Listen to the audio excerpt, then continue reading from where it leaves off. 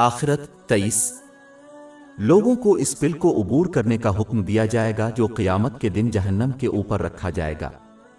اسلامی تعلیمات میں اس پر بہت زیادہ بحث کی گئی ہے، جیسا کہ صحیح بخاری نمبر 6573 میں موجود حدیث ہے۔ اس میں خبردار کیا گیا ہے کہ پل پر بہت بڑے کانٹے ہوں گے جو لوگوں کو ان کے اعمال کے مطابق متاثر کریں گے۔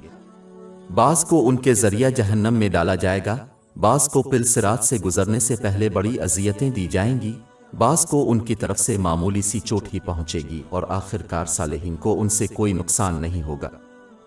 صحیح مسلم کی ایک اور حدیث نمبر 455 میں متنبہ کیا گیا ہے کہ پل صراط بالوں سے زیادہ تنگ اور تلوار سے تیز ہے۔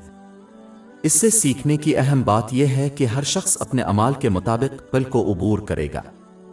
لہذا مسلمانوں کے لیے ضروری ہے کہ وہ کسی بھی فرائض میں کوتاہی نہ کریں اگر وہ پل کو محفوظ طریقے سے عبور کرنا چاہتے ہیں۔ انہیں چاہیے کہ وہ ان نعمتوں کو استعمال کرتے ہوئے جو ان کو عطا کی گئی ہیں، ان کو اس کی خوشنودی کے ساتھ استعمال کرتے ہوئے خلوص دل سے اللہ تعالیٰ کی اطاعت کرنی چاہیے، جیسا کہ قرآن پاک اور حضرت محمد صلی اللہ علیہ وسلم کی روایات میں بیان کیا گیا ہے۔ کسی کو اس کو نظر انداز نہیں کرنا چاہیے اور صرف یہ امید رکھنا چاہیے کہ وہ جادوئی طور پر بغیر کسی اثر کے پل کو عبور کریں گے۔ اس کے علاوہ انسان جس آسانی سے اس پل کو عبور کرے گا وہ اس بات کا آئینہ دار ہوگا کہ وہ اس دنیا میں اسلام کے صراط مستقیم پر کس قدر ثابت قدم رہے۔ یہ سیدھا راستہ قرآن پاک اور نبی کریم صلی اللہ علیہ وسلم کی روایات کا راستہ ہے۔ باب 3 علی عمران آیت 31 کہہ دو کہ اگر تم اللہ سے محبت رکھتے ہو تو میری پیروی کرو، اللہ تم سے محبت کرے گا اور تمہارے گناہ بخش دے گا۔ جو بھی اس راستے کو چھوڑ دے گا وہ اس پل کو کامیابی سے عبور نہیں کر سکے گا۔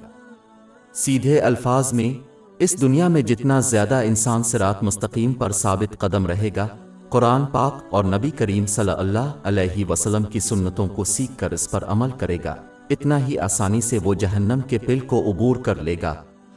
روز محشر اس دنیا میں سیدھا راستہ واضح کر دیا گیا ہے، اس لیے لوگوں کے پاس کوئی بہانہ باقی نہیں رہا۔